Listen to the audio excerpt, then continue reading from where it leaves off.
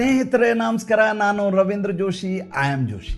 ಒಬ್ಬ ತಾತ ಮೊಮ್ಮಗ, ಅಜ್ಜ ಮೊಮ್ಮಗ ಜನಿಸಿ ಈಗ ಒಂದು 23-24 ವರ್ಷ, ಟೆಂಡರ್ ಏಜ್, ಬದುಕನ್ನು ಈಗ ನೋಡ್ತಾ ಇರೋ ಹುಡುಗ. ತಾತ 70ರ ಪ್ರಾಯ, 70 ದಾಟಿದ್ದಾರೆ. ತಾತ ಮೊಮ್ಮಗ ಇಬ್ಬರೇ ಇದ್ದಾರೆ. ಮೊಮ್ಮಗನಿಗೆ ಕೆಲಸ ಸಿಕ್ಕಿದೆ, ಒಳ್ಳೆ ನೌಕರಿ ಮಾಡ್ತಾ ಇದ್ದಾನೆ, ಒಂದು 70-80 ಸಾವಿರ. ಒಂದು ದಿವಸ ಬೇಸರದಿಂದ ಮನೆಗೆ ಬರ್ತಾನೆ. ನಾನು ಇಲ್ಲಿ ಕೆಲಸ ಮಾಡ್ಲಿಕ್ಕೆ ನಂಗೆ ಆಗೋದಿಲ್ಲ. ಯಾಕೆ ಅಂದರೆ ನಂಗೆ ಅಲ್ಲಿ ಬೆಲೆನೇ ಇಲ್ಲ. ನಾನು ಎಷ್ಟೊಂದು ತಿಳ್ಕೊಂಡಿದ್ದೀನಿ. ನನಗಿಂತ ದಡ್ಡನಾದಂಥ ಒಬ್ಬ ಟೀಮ್ ಲೀಡ್ ಇದ್ದಾನೆ. ಆಮೇಲೆ ಅವ್ರ ಕೆಳಗೆ ಜೊತೆಗಿರುವಂಥವ್ರೆಲ್ಲ ದಡ್ಡ ಶಿಖಾಮಣಿಗಳಿದ್ದಾರೆ. ನಾ ಏನು ಹೇಳಿದ್ರು ಗಹಗಹಿಸಿ ನಗ್ತಾರೆ, ಅಂತಾರೆ. ನಾನು ತುಂಬ ಅಡ್ವಾನ್ಸ್ ಆಗಿ ಆಲೋಚನೆ ಮಾಡ್ತೀನಿ, ಅವ್ರು ಇನ್ನೂ ಭಾಳ ಹಿಂದಿದ್ದಾರೆ. ಅವರು ನನಗಲ್ಲಿ ಕೆಲಸ ಮಾಡಲಿಕ್ಕೆ ಭಾಳ ಇರುಸು-ಮುರುಸಾಗತ್ತೆ. ಅಜ್ಜ ನಗ್ತಾನೆ, ಸುಮ್ಮನಾಗ್ತಾನೆ. ಹೇಳ್ಕೊಳ್ಳಿಕ್ಕೆ ಆ ಮಗು ಹೇಳಿರ್ತದೆ. ಮತ್ತೆ ಯಥಾ ಪ್ರಕಾರ ಬೆಳಗ್ಗೆ ಎದ್ದು ಆಫೀಸ್ ಹೋಗ್ತಾರೆ. ವೀಕೆಂಡ್ ಬರ್ತದೆ, ಶನಿವಾರನೇ ರಜಾ, ಶನಿವಾರ ಭಾನುವಾರ 2 ರಜಾ. ಅಜ್ಜ ಮೊಮ್ಮಗನ ಕರೀತಾನೆ. ಕರೆದು ಒಂದು ಹಳೇ ಗಡಿಯಾರವನ್ನು ಕೊಡ್ತಾನೆ. ಹಳೆ ಗಡಿಯಾರ ಕೊಟ್ಟು, ಹೋಗಿ ಅದನ್ನು ಮಾರು, ಇದು ಸ್ವಲ್ಪ ದುಡ್ಡು ಬೇಕು, ಮಾರ್ಕೊಂಬ. ಇದನ್ನು ಮಾರಿದರೆ ಎಷ್ಟು ದುಡ್ಡು ಬರುತ್ತೆ ಅಂತಾನೆ ಮೊಮ್ಮಗ. ನನ್ನ ಕಡೆನ ರೊಕ್ಕ ಇದಾವೆ, ಕೊಡ್ತೀನಿ. ಅಜ್ಜ ನೀನು ಇಂಥವೆಲ್ಲ ಹಳೆವೆಲ್ಲ ಮಾರ್ಲಿಕ್ಕೆ ಹೋಗ್ಬೇಡ. ಢಣ್ ಢಣ್ ಢಣ್ ಢಣ್ ಹೊಡಿತಾ. ಅದು ಯಾರು ಕೇಳ್ತಾರೆ ಹಿಂಗೆ ಕಾರಣದ ಗಡಿಯಾರನ? ಬೇಡ, ಇದು ನಾನು ಕೊಡ್ತೇನೆ ರೊಕ್ಕ, ನಿನ್ನ ದುಡ್ಡು ಬೇಡ, ನನಗಿದು ಮಾರಿದ್ದೇ ದುಡ್ಡು ಬೇಕು, ಹೋಗಿ ನೀನು ಮಾರ್ಕೊ. ಈ ಹುಡುಗ ಇನ್ನೆಲ್ಲಿ ಹೋಗ್ಬೇಕ್ರಿ, ಹಳೇ ಗಡಿಯಾರನ ಇನ್ನೆಲ್ಲಿ ಮಾರ್ತಾನೆ ಅವನು ಹೋಗಿ ಗುಜರಿಗೆ ಹೋಗ್ತಾನೆ. गुजरी होगी तोरिस्ताने. देखो साहब ये लेते हैं क्या तुम्हें, हमारा छोड़ने नहीं, दादा खरीदते क्या तुम्हें? कौन लेता साहब, ये पुराना है, ये क्या मिलता है इसको? एक 50 रुपये दे दो, 50 रुपये ಕೊಡ್ತೇನೆ, ಹಳೇ ಗಡಿಯಾರ ಇದನ್ನ ಯಾರು ತಗೋತಾರೆ ಅಂತ ಗುಜರಿ ಸಾಬು ಹೇಳ್ತಾರೆ. ಅಲ್ಲಿಂದ ಮೊಮ್ಮಗ ಮೊಬೈಲಲ್ಲಿ ಫೋನ್ ಮಾಡ್ತಾರೆ, ಅಜ್ಜ ಈ ರೊಕ್ಕ ಬರಲ್ಲ ಇದಕ್ಕೆ. ಎಷ್ಟು, ಎಲ್ಲಿ ಹೋಗಿ ನೀನು? ಇಲ್ಲ ಗುಜರಿ ಅಂಗಡಿ ಹೋಗಿ. ಎಷ್ಟು ಕೊಡ್ತೀನಿ ಅಂದರು? 50 ರೂಪಾಯಿ. ಹಂಗಾರು ಒಂದು ಕೆಲಸ ಮಾಡು, ಈ ವಾಚ್ ರಿಪೇರಿ ಅಂಗಡಿ ಇರ್ತಲ್ಲ ಅವನ ಹತ್ರ ಹೋಗು, ಅವನಿಗೆ ವಾಚಿನ ಬೆಲೆ ಗೊತ್ತಿರ್ತದೆ, ಅಲ್ಲಿ ಮಾರು. ನಮ್ಮ ಅಜ್ಜಿಗೊಂದು ಕೆಲಸ ಇಲ್ಲ ಇವ್ರಿಗೆ ಅಂತೇಳಿ ಅಲ್ಲಿಂದ ನೇರವಾಗಿ ಆ ವಾಚ್ ರಿಪೇರಿ ಅಂಗಡಿಗೆ ಹೋಗಿ. ವಾಚ್ ರಿಪೇರಿ ಅಂಗಡಿಗೂ ವಾಚ್ ತೋರಿಸ್ತಾನೆ. ನೋಡಿದವನು, ಇದು ಬ್ರಿಟಿಷರ ಕಾಲದ್ದು, 200 ರೂಪಾಯಿ ಕೊಡ್ತೀನಿ. ಮತ್ತೆ ಮೊಮ್ಮಗ ಅಜ್ಜನಿಗೆ ಫೋನ್ ಮಾಡ್ತಾನೆ. ಅಜ್ಜನಿಗೆ ಫೋನ್ ಮಾಡಿ, ಅಜ್ಜ ಪರವಾಗಿಲ್ಲ, ಇಲ್ಲಿ ತೊಗೊಂಡು ಮಾರಿಬಿಡ್ಲಾಯ್ತು. ನಾನು ಎಷ್ಟು ಹೇಳ್ದವ? 200 ರೂಪಾಯಿ ಹೇಳಿಕತ್ತಾನವ. 200 ರೂಪಾಯಿ ಮಾರೋಕ್ಕಾಗತ್ತಾ? ಬೇಡ, ಒಂದು ಕೆಲಸ ಮಾಡು ನೀನು, ಇಲ್ಲಿಂದ ಸೀದಾ ಆ್ಯಂಟಿಕ್ ಶಾಪ್ ಅದ ನೋಡಲ್ಲಿ, MG ರೋಡ್ನಾಗ, ಅಲ್ಲಿ ಹೋಗಿ ನೀನು, ಅಲ್ಲಿ ಮಾರು ನೀನು. ನಮ್ಮ ಅಜ್ಜಿಗೊಂದು ಕೆಲಸ ಇಲ್ಲ ರೀ, ದಿನ ಬರೋದೇ ವೀಕೆಂಡು, ನಮಗೆ ಫ್ರೆಂಡ್ಸ್ ಜೊತೆ ಎಲ್ಲರೂ ಹೊರಗೋಣ, ಈ ಥರ ಕಾಟ ಕೊಡ್ತಾನೆ. ಮತ್ತೆ ಬೈಕ್ ಹತ್ಕೊಂಡು ಕ್ಲಾಕ್ ಇಟ್ಕೊಂಡು ಆ್ಯಂಟಿಕ್ ಶಾಪ್ ಅಂಗಡಿ ಅವನು ನೋಡ್ತಾನೆ, ತಲೆ ಕೆಟ್ಟು ಹೋಗುತ್ತೆ. ಒಂದು 15 ನಿಮಿಷ ನೀನು ಕೂತಿರುವಂಥ ಹುಡುಗನ ಕೂರಿಸ್ತಾನೆ. ಒಳಗಡೆ ತೊಗೊಂಡು ಹೋಗ್ತಾನೆ. ಒಳಗಡೆ ಎಲ್ಲ ಡೈಮಂಡ್ ಸ್ಟಡ್ಸ್ ಇದೆ, ಮೋಸ್ಟ್ ಅಡ್ವಾನ್ಸ್ಡ್ ಬ್ರಿಟಿಷರ್ ಕಾಲದ ತುಂಬ ಚೆನ್ನಾಗಿರುವಂಥ ಅಪರೂಪವಾದಂಥ ಕ್ಲಾಕ್ ಅದು. ಅದರ ಬೆಲೆ ಇಂಟರ್ನ್ಯಾಷನಲ್ ಮಾರ್ಕೆಟಲ್ಲಿ ಎಷ್ಟು ಲಕ್ಷ ಅಂತ ಹೇಳಲಿಕ್ಕೆ ಸಾಧ್ಯ ಇಲ್ಲ.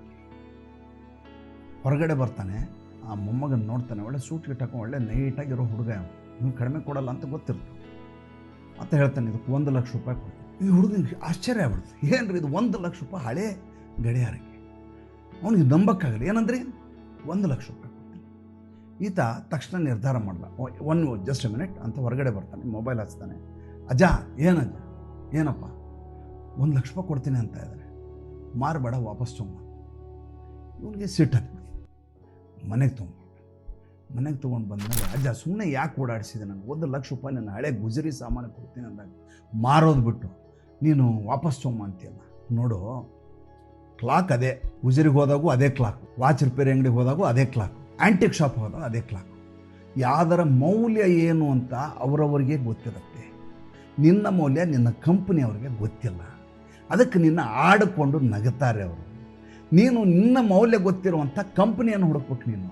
ನೀನು ಯಾವುದೋ ತಲೆಮಾರಿನ ಕಂಪ್ನಿ, ಪುರಾತನ ಆಲೋಚನೆಯ ಕಂಪ್ನಿನಲ್ಲಿ ಹಳಸಿದ ಚಿತ್ರಾನ್ನದ ರೀತಿಯಲ್ಲಿ ಅಲ್ಲಿ ಕುತ್ಕೊಂಡು ಕೆಲಸ ಮಾಡಿದರೆ ನಿನಗೆ ಎಲ್ಲರೂ ಛೇಡಿಸ್ತಾರೆ, ತಮಾಷೆ ಮಾಡ್ತಾರೆ, ಲೇವಡಿ ಮಾಡ್ತಾರೆ. ನಿನಗೆ ಜಾಬ್ ಸ್ಯಾಟಿಸ್ಫ್ಯಾಕ್ಷನ್, ಸಂಬಳ ಬರುತ್ತೆ, ಜಾಬ್ ಸ್ಯಾಟಿಸ್ಫ್ಯಾಕ್ಷನ್ ಅಲ್ಲ, ನಿನ್ನ ಬೆಲೆ ಅವ್ರಿಗೆ ಗೊತ್ತಾಗೋದಿಲ್ಲ. ನಿನ್ನ ಸ್ಕಿಲ್ಗೆ ಸೂಟ್ ಆಗುವಂಥ ಕಂಪ್ನಿಗೆ ಅಪ್ಲೈ ಮಾಡು, ಇಂಟರ್ವ್ಯೂ ಕೊಡು. ಆ ಕೆಲಸ ಸಿಕ್ಕ ಮೇಲೆ ನಿನಗೆ ನಿನ್ನ ಮೌಲ್ಯದ ಅರಿವು ಅವ್ರಿಗಾದಾಗ ನಿನಗೆ ಸಮಾಧಾನ. ಆ ಹುಡುಗ ಪ್ರಯತ್ನ ಮಾಡಿ, ಮಾರನೇ ದಿವಸದಿಂದ ಸ್ಟಾರ್ಟ್.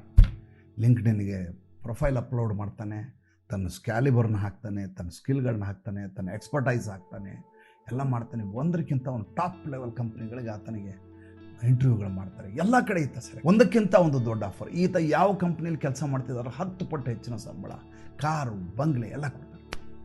ಆವಾಗ ಅಜ್ಜ ಹೇಳ್ತಾನೆ, ನಿನಗೆ ಯೋಗ್ಯವಾದಂಥ ಜಾಗ ಸಿಕ್ಕಾಗ ನಿನ್ನ ಮೌಲ್ಯ ಉಳಿದವರಿಗೆ ಅರ್ಥ ಆಗುತ್ತೆ, ಅಲ್ಲಿವರೆಗೂ ಅರ್ಥನೇ ಆಗೋದಿಲ್ಲ. ಬಿಸ್ಲೇರಿ ಬಾಟ್ಲಿ ರಸ್ತೆಯಲ್ಲಿ 20 ರೂಪಾಯಿ, 5 ಸ್ಟಾರ್ ಹೋಟ್ಲ್ ಹೋದಾಗ 500. ಟೀ ಅಂಗಡಿ ರಸ್ತೆಯಲ್ಲಿ ಟೀ ಕುಡಿದ್ರೆ 10 ರೂಪಾಯಿ, 5 ಸ್ಟಾರ್ ಹೋಟ್ಲ್ ಹೋದರೆ 500 ರೂಪಾಯಿ. ಏಕೆಂದರೆ ಆ ಟೀಯನ್ನು ಕೊಡುವ ಶೈಲಿ ಇದೆಯಲ್ಲ, ತಂದಿಡುವ ವ್ಯಕ್ತಿಯ ಡ್ರೆಸ್ಸು, ಅಲ್ಲಿರುವ ವಾತಾವರಣ, ಮಾಹೋಲು ಎಲ್ಲವೂ ಸೇರಿಕೊಂಡು ಅದರ ಮೌಲ್ಯವನ್ನು ಹೆಚ್ಚಿಗೆ ಮಾಡ್ತಾರೆ.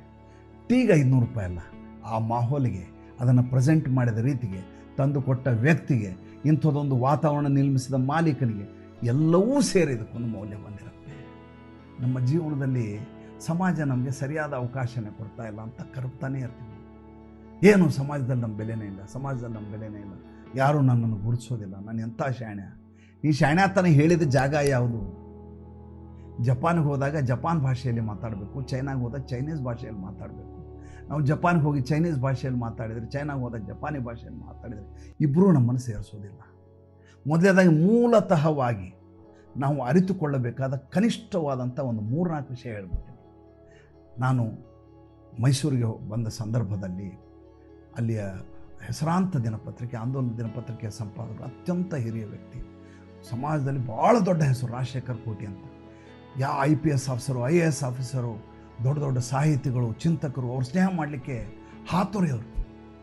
ಯಾರ ಜೊತೆ ಸೇರ್ತಾರಲ್ಲ, ಯಾವಾಗಲೂ ಒಂಟಿ ಜೀವಿ, ನಿರಂತರವಾದ ತಪನೆ, ಪತ್ರಿಕೆ ಬಗ್ಗೆ, ಸಮಾಜದ ಬಗ್ಗೆ ಕಳಕಳಿ, ತಮ್ಮ ಕೆಲಸ ತಾವು ಅತ್ಯಂತ ಕಡಿಮೆ ಮಾತು.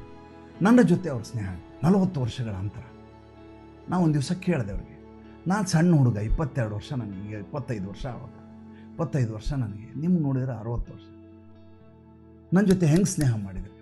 ಅವ್ರು ಒಂದೇ ಮಾತು ಹೇಳಿದರು, ನಿನ್ನ ಮುಖದ ಮೇಲಿನ ನಗು ಇದೆಯಲ್ಲ, ಆ ನಗು ನನ್ನನ್ನು ಸೆಳೆಯುತ್ತೆ. ಯಾವಾಗಲೂ ನಕ್ಕೋತಿರ್ತೀರಿ ಸಾಹೇಬ್ರ ನೀವು, ಸಾಹೇಬ್ರ ಅಂತ ಹೆಸರು ಹೇಳ್ತಿರಲ್ಲ. ನಮ್ಮ ಮಧ್ಯೆ ಭಿನ್ನಾಭಿಪ್ರಾಯ ಬರೋದು, ಲೆಟಸ್ ಅಗ್ರಿ ಟು ಡಿಸ್ಅಗ್ರಿ ಅಂತ ಹೇಳೋದು. ಯಾವಾಗಲೂ ಇಬ್ಬರು ವ್ಯಕ್ತಿಗಳ ಮಧ್ಯೆ ಬೇಕಾದಷ್ಟು ಸಲ ಭಿನ್ನಾಭಿಪ್ರಾಯ ಬರುತ್ತೆ. ಆರ್ಗ್ಯುಮೆಂಟ್ ಮಾಡಿದರೆ ಸ್ನೇಹನೇ ಹೊರಟು. ಆರ್ಗ್ಯುಮೆಂಟ್ ಯಾವತ್ತೂ ಮಾಡಬಾರ್ದು. ಯಾವಾಗ ನಮ್ಮ ಸಂಬಂಧಕ್ಕೆ ಕುತ್ತು ತರುತ್ತೆ ಈ ಆರ್ಗ್ಯುಮೆಂಟ್ ಅಂತ ಗೊತ್ತಾದಾಗ ಮೌನವಾಗಿರುವುದನ್ನು ರೂಢಿಸಿಕೊಳ್ಳಬೇಕು.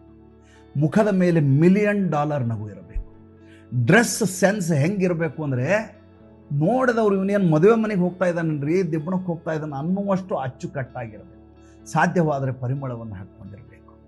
ನಿಮ್ಮ ಸಂಕಷ್ಟಗಳನ್ನ ಕಂಡವ್ರ ಎದುರಿಗೆ ಹೇಳಲಿಕ್ಕೆ ಹೋಗಬಾರ್ದು. ಬೇರೆಯವರ ಮಾತುಗಳನ್ನ ಕೇಳಿಸಿಕೊಳ್ಳುವ ಮನಸ್ಥಿತಿ ಇರಬೇಕು. ನಮ್ಮ ಅತಿ ದೊಡ್ಡ ಸಮಸ್ಯೆ ಏನಂದರೆ, ಯಾರ ಹತ್ರ ಏನು ಮಾತಾಡ್ಬೇಕಂತಲೇ ಗೊತ್ತಿಲ್ಲ. ಸಣ್ಣ ಮಕ್ಕಳು ಇರ್ತಾರೆ, ಅವು ಆಟ ಆಡ್ತಾ ಇರ್ತವೆ, ಕಾರ್ಟೂನ್ ಬಗ್ಗೆ ಆಸಕ್ತಿ, ಆಟದ ಬಗ್ಗೆ ಇದು. ಆ ಮಕ್ಕಳ ಹತ್ರ ಯಾವ ಕ್ಲಾಸ್ ನಿನಗ, ಎಷ್ಟು ಮಾರ್ಕ್ಸ್ ಬಂದಿದೆ, ಮುಂದಿನ ವರ್ಷ ಯಾವ ಕ್ಲಾಸು, ಹೋಮ್ವರ್ಕ್ ಮಾಡಿದ್ಯಾ, ನೀನು ಓದಲ್ಲ ಬಿಡು, ನೀನು ಗಲಾಟೆ ಮಾಡೋದು ನೋಡಿ ನೀನು ಓದೋ ಥರ ಕಾಣಲ್ಲ. ಅಲ್ಲ ರೀ, ಆ ಮಗುವಿಗೆ ಬಂದವರೆಲ್ಲ ಅದೇ ಪ್ರಶ್ನೆ ಕೇಳ್ತಾರೆ, ನೀ ಎಷ್ಟನೇ ಕ್ಲಾಸು, ಓದಿದ್ಯಾ, ಹೋಮ್ವರ್ಕ್ ಮಾಡಿದ್ಯಾ. ಅವ್ರ ಅಪ್ಪನೂ ಅದೇ ಕೇಳ್ತಾನೆ, ಅವನು ಅದೇ ಕೇಳ್ತಾನೆ, ಅಣ್ಣನೂ ಅದೇ ಕೇಳ್ತಾನೆ, ತಮ್ಮನೂ ಅದೇ ಕೇಳ್ತಾನೆ, ನೀವು ಹೋದವರು ಅದೇ ಕೇಳ್ತಾನೆ. ಆ ಹುಡುಗ ನಿಮ್ಮ ಹತ್ರ ಆಕರ್ಷಿತನಾಗೋದು ಹೇಗೆ? ನೀವು ಆತನ ಹತ್ರ ಏನು ಮಾತಾಡಬೇಕು? ಹೊಸ ಕಾರ್ಟೂನ್ ಯಾವ್ದು ನೋಡಿದೆ ನೀನು, ಯಾವ್ದು ಚೆನ್ನಾಗಿದೆ, ಇದು ಹೆಂಗಿದೆ, ಶಕ್ತಿಮಾನ್ ಹೆಂಗಿದೆ, ಇದು ಯಾವುದೋ ಹೊಸದು ಬಂದಿಲ್ಲ ಅದು ಹೆಂಗಿದೆ, ಬೆಳಗ್ಗೆ ಇವತ್ತೊಂದು ಹೊಸದೊಂದು ಲಾಂಚ್ ಮಾಡಿದ್ದಾರೆ ಗೊತ್ತಾಯ್ತಾ ನಿಮಗೆ, ಆಮೇಲೆ ಹೊಸದು ಗೇಮ್ ಬಂದಿದೆ ಮಾರ್ಕೆಟಲ್ಲಿ ನೋಡಿದೆ ನೀನು. ಎಕ್ಸೈಟ್ ಆಗ್ತಾರೆ ಮಕ್ಕಳು. ಅವ್ರಿಗೆ ಬೇಕಾದ ವಿಷಯಗಳ ಬಗ್ಗೆ ಮಾತನಾಡುವುದನ್ನು ನಾವು ಕಲಿಬೇಕು. ಯಾರ ಹತ್ರ ಏನು ಮಾತಾಡ್ಬೇಕು ಅನ್ನೋದು ಭಾಳ ಮುಖ್ಯ.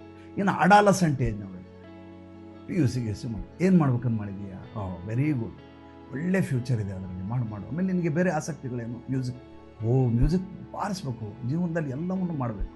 ಕ್ರಿಕೆಟ್ ಆಡ್ತಾ ಇದೆಯಾ, ವೆರಿ ಗುಡ್, ಬರೀ ಓದ್ತಾ ಇದ್ರೆ ಹೆಂಗೆ, ಕ್ರಿಕೆಟು ಆಡಬೇಕು. ಆಮೇಲೆ ಫ್ರೆಂಡ್ಸ್ ಜೊತೆ ಹೋಗ್ಬೇಕು. ಮನುಷ್ಯ ಇರೋದೇ ಸಂಘಜೀವಿ. ಚೆನ್ನಾಗಿ ಓದು, ಅದ್ರ ಜೊತೆ ಚೆನ್ನಾಗಿ ಓದಬೇಕು, ಆಟ ಆಡಬೇಕು, ಜೊತೆಗೆ ಚೆನ್ನಾಗಿ ಓದಬೇಕು.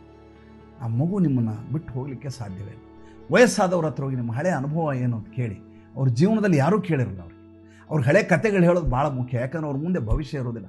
ಎಲ್ಲ ವಯಸ್ಸಾದವ್ರು ಹಳೆ ಕತೆ ಯಾಕೆ ಹೇಳ್ತಾರೆ ಅಂದರೆ, ಅವ್ರಿಗೆ ಭವಿಷ್ಯ ಇರೋದಿಲ್ಲ. ಆದ್ದರಿಂದ ಹಳೆ ಕತೆ ಹೇಳ್ತಾರೆ. ನಿಮಗದು ಗತವೈಭವ ಅನಿಸುತ್ತೆ, ಆದರೆ ಅವ್ರು ಯಾರಿದ್ರಿಗಾದರೂ ಹೇಳ್ಕೋಬೇಕು ಅನ್ನುವಂಥ ತಪನೆ ಇರುತ್ತೆ. ಮನೆ ಹೆಣ್ಮಕ್ಳಿಗೆ ಮತ್ತೇನು ಆರಾಮ, ಎಲ್ಲಿ ಹೊರಗಡೆ ಹೋಗಿಲ್ಲ, ಡ್ರೆಸ್ ಮಾಡ್ಕೊಂಡು ರಸ್ತೆನಲ್ಲಿ ಹೊರಟು ನಮ್ಗೆ ನೋಡ್ಬೇಕು, ಅಷ್ಟು ಚೆನ್ನಾಗಿ ಕಾಣಿಸ್ತಿರ್ತೀರಿ ನೀವು. ಮನೇಲೇ ಕೂತ್ರೆ ಹೆಂಗ್ರಿ, ಸಂಜೆ ಇಡೀ ದಿವಸ ಮನೇಲಿ ಅಡುಗೆ ಮಾಡೋದು ಇದ್ದೇ ಇದೆ.